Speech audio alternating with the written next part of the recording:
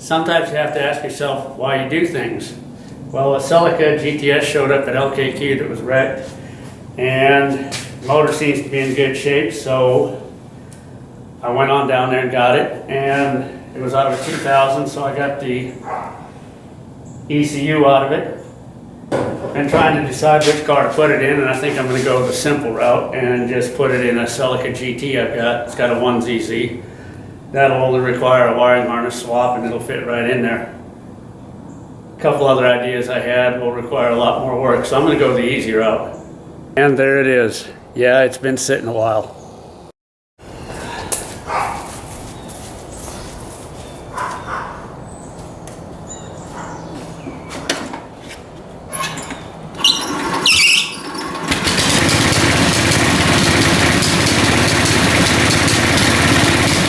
Thought, hey, great idea. I'll just get the little tractor out and move it. Well, it didn't work out so well. Not at first, anyway.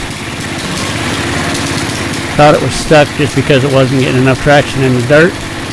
Turns out I had removed the shift linkage off the top of the transmission, and the car was actually still in gear. What really amazes me is how long it took me to figure that out.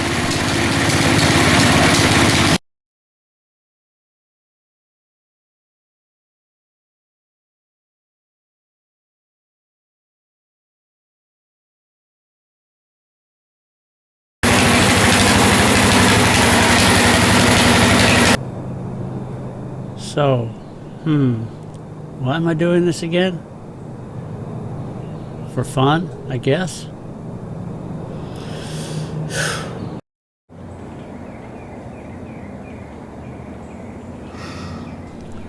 So now it's simply out with the 1ZZ with the broken rod and in with the 2ZZ. And this is how you get to that point. Well, if anybody from LKQ is watching this, maybe they can tell me why they punch holes in here. Why don't they just clamp a pair of vice grips on the drain plug, spin it out and throw it away? Because if I'm swapping out a motor that threw a rod and that rod hit the oil pan, I got an oil pan with a big hole in it. I've still got a drain plug. Anyway, I actually had that happen. Put a motor in the Corolla that my son drives, and that's been like 4 years ago. So what I did, because I needed an oil pan, is I just took a round-headed bolt like that, only, about that long. Put a washer on the outside, washer on the inside, put silicone all over everything, and put it in there, torqued it down, wiped off all the excess silicone. As long as this is nice and clean, it seemed to work pretty good. It's been on there for, 4 years now. So I pulled this pan off at the yard so I could look at the rod bearings and see if there was any shiny metal at the bottom of the pan. Everything looked good.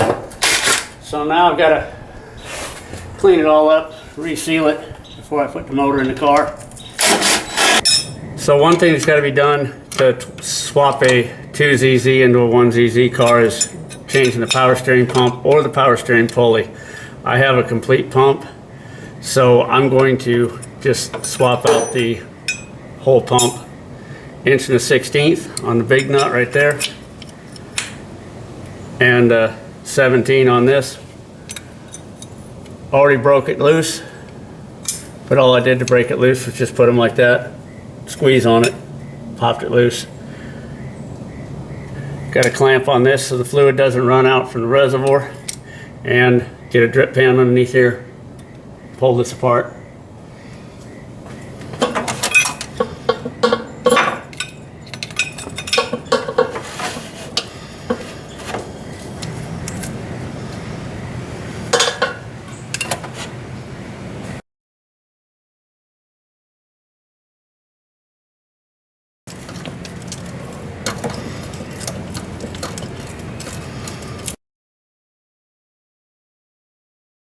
The difference in the 1ZZ power steering pump and the 2ZZ power steering pump. Only difference in the pumps is the pulley size.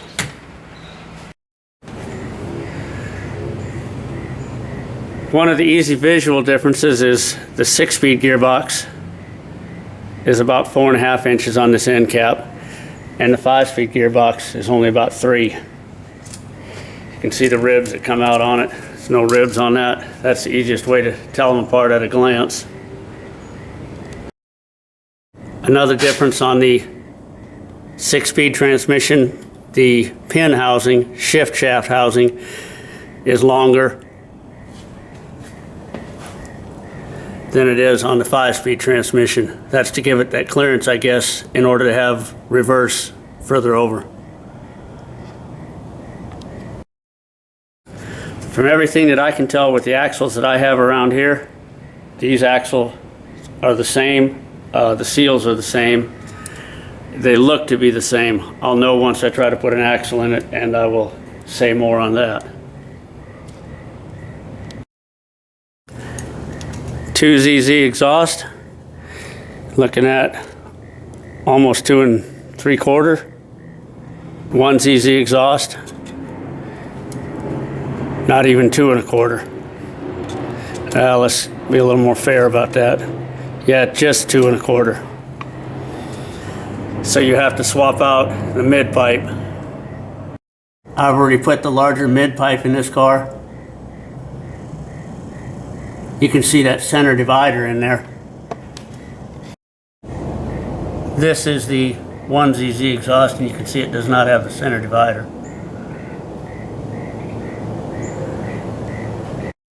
The main difference in the wiring harnesses is going to be right here. There's no lift solenoid or pressure sensor. And the 2ZZ has the lift solenoid to let oil flow in to let it go into lift, and it has the pressure sensor to let it know that it is getting oil flow. That's the sensor that'll make your check engine light start flashing when it doesn't go into lift. And the usual cause of that is that screen in here, the lift screen, is plugged up. That's the most frequent cause of that. We're looking at the front of the 2ZZ motor. Some of the differences up here are the arm for the tensioner. 2ZZ is longer. Water pump is different from a 1ZZ to a 2ZZ. 1ZZ water pump pulley is pressed on. 2ZZ water pump pulley bolts on. The only part of the motor mount that's different is the part that goes on here. That's a 1ZZ motor mount. That's the 2ZZ motor mount. Everything else motor mount wise, the mount on the car end is exactly the same. Starter, radiator hoses are the same radiator.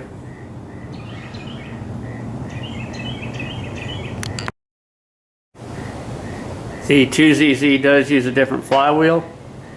Bolt patterns are different. It's a different crank in the 2ZZ.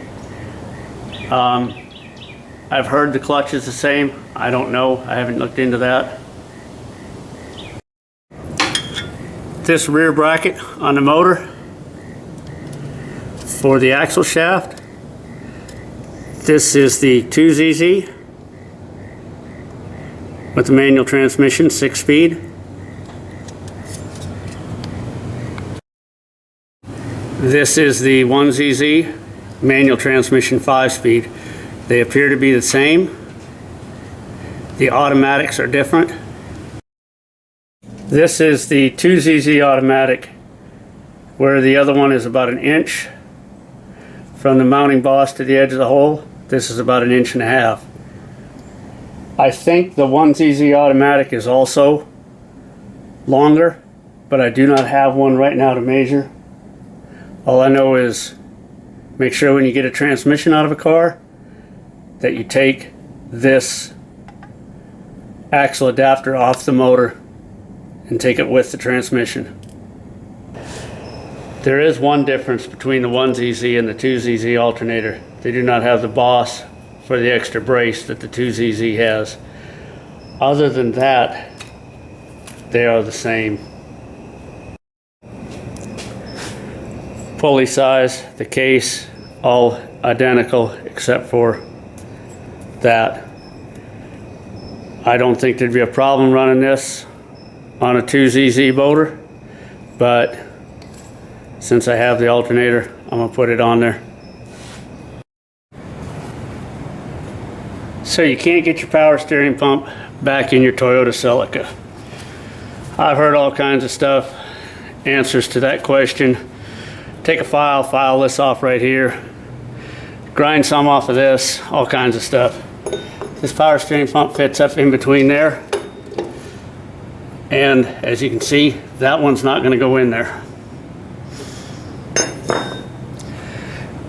These sleeves slide in the timing cover, so when they're torqued down, they slide in against the pump and create a clamp fit.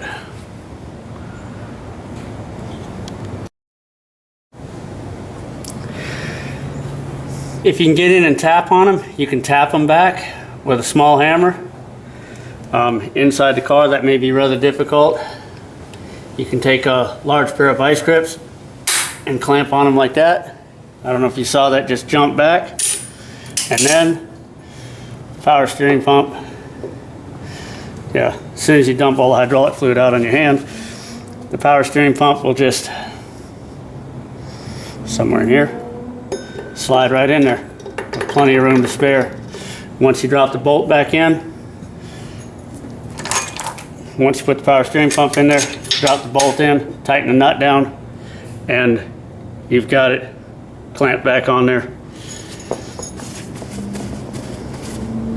Oh, the other thing, if you have a motor out of the car and you're bolting the power steering pump out of the car, do yourself a favor, put the power steering pump bolts in this way.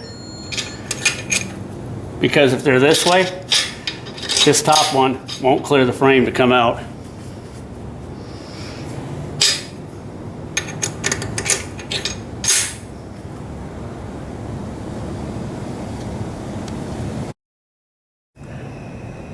Same thing when you install an alternator. That clamps down on the aluminum bracket on the car.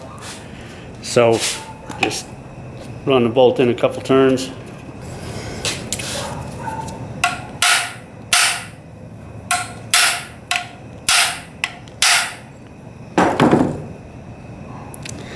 I don't know if that's moving.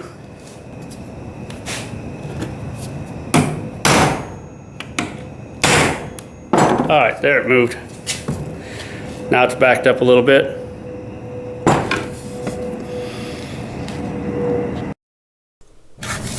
What you're looking at here is putting in the bolt in the rear engine mount.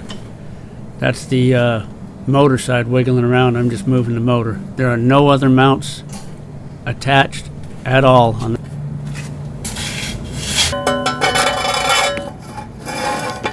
Okay, we're gonna try to do this past the camera. Yeah, right. I don't think it's gonna work.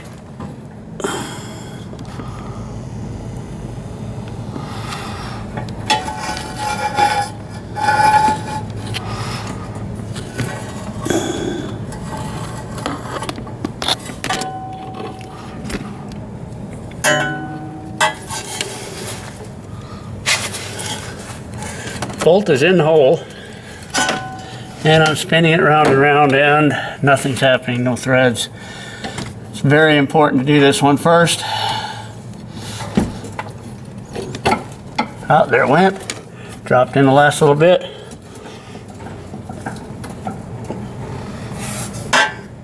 Let me back this camera up a little bit, see what I'm doing here maybe.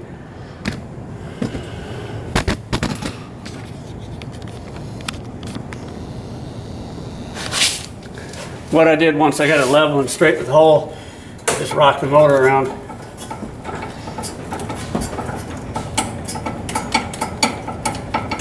And that is threading in.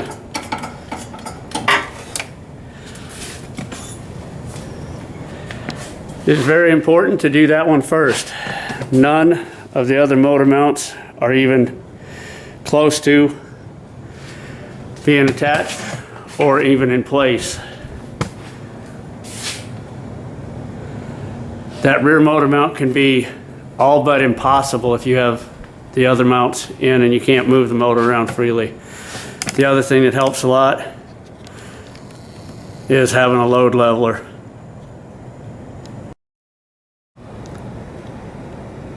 And when you pull a motor out of a wrecked car, I didn't check these right away. I started trying to put it in and realized that this is bent right here. This is the one that's not damaged. So the whole thing is shifted over. Anyway, out with that one, in with this one.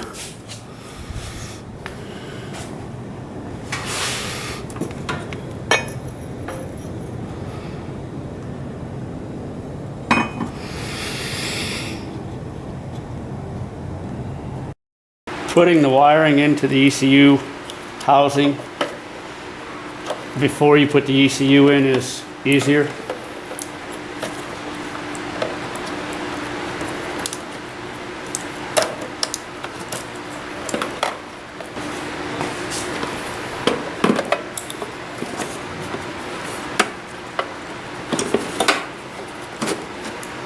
Other video, I think I said I thought this was a temperature sensor. This one has the cap pulled off. It's just a group of wires that are bonded together. Probably should see if I can find a cover to cover that up, but it just goes down in that hole. Got to make sure you bolt it down so if you go inverted, the ECU doesn't fall out of the box. All right, well, we still have the 1ZC throttle cable on it, and it's got everything in it it needs to start, I think. Let's see what happens. This is the actual first time trying it. I'm not even sure if the battery cables are tight enough. We'll see what happens. Turns out that while this car was down, sitting around as a parts car, I'd stolen some relays and fuses out of it.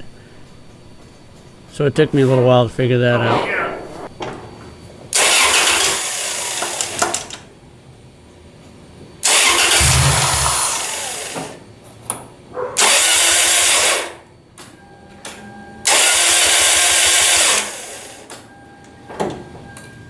So now I've got to figure out what's making it angry.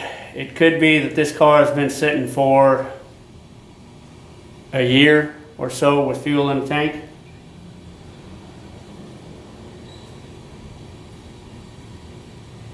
I don't know. I'll check a few things and get back to you. All right, I took a quick look around at a couple things. I don't see anything major disconnected. I plugged a mass airflow sensor into it to see if that's making the computer angry. Try it again. Yeah, I wonder if I stole any relays out of it that have to be here. Because that's a good possibility, because it was a parts car for a while. Some more checking and I'll get back to you again. So I grabbed the fuse box cover and I replaced a couple relays in here.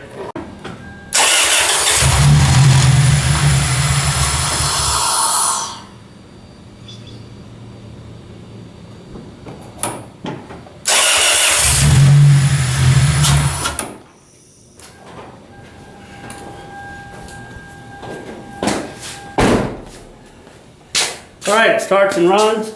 Got oil pressure. No fluids running out the bottom of it.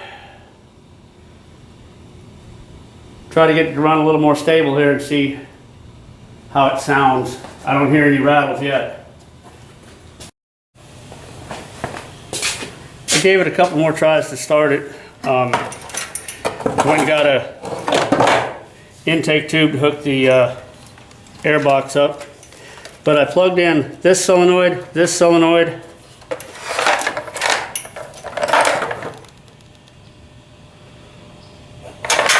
and I put this on it. I don't think this changed anything because at idle, it doesn't really need this. I've had them running before with this completely disconnected at idle. But after a couple more attempts,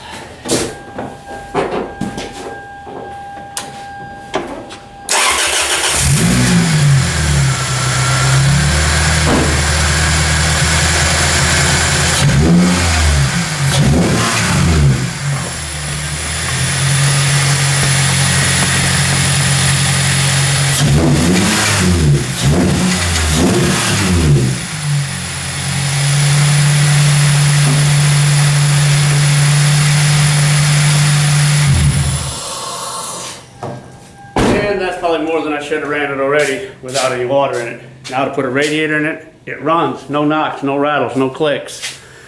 I bought a good motor from LKQ. I'm quite happy.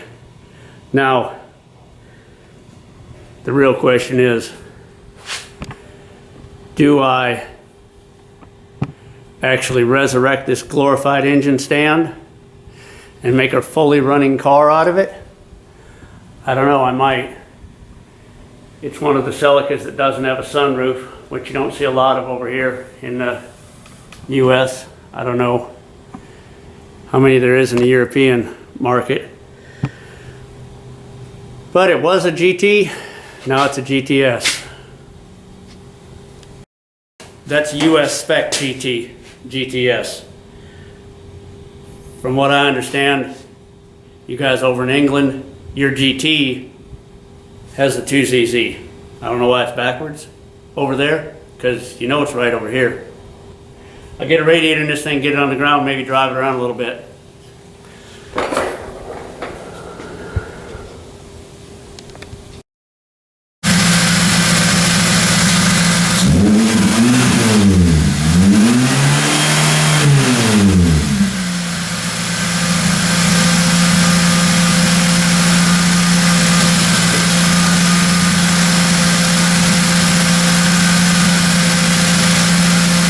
Heat through the heater core, temperature gauge is about halfway up.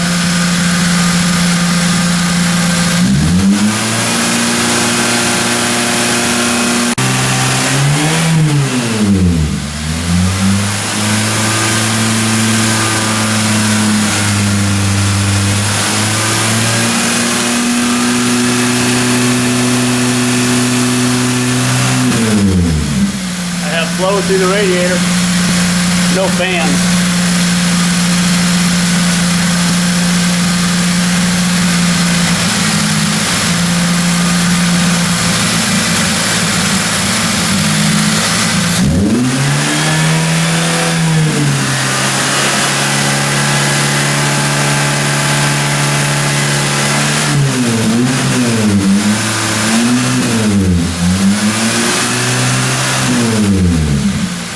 Hose is hot there, warm on the bottom. That means I've got flow through it. I got hot air out of the heater core.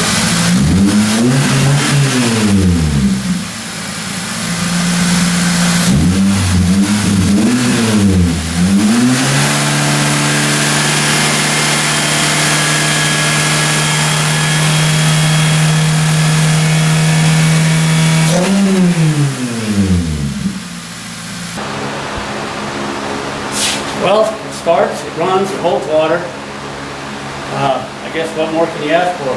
Rev's pretty good. What I have in store for this motor next, but there'll probably be more to come. Probably sticking with this car. That's what my thought is right now. Maybe completely bring it back to life. It's been sitting in my yard for too long. It needs to go out and run around a little bit. But for now, that's it.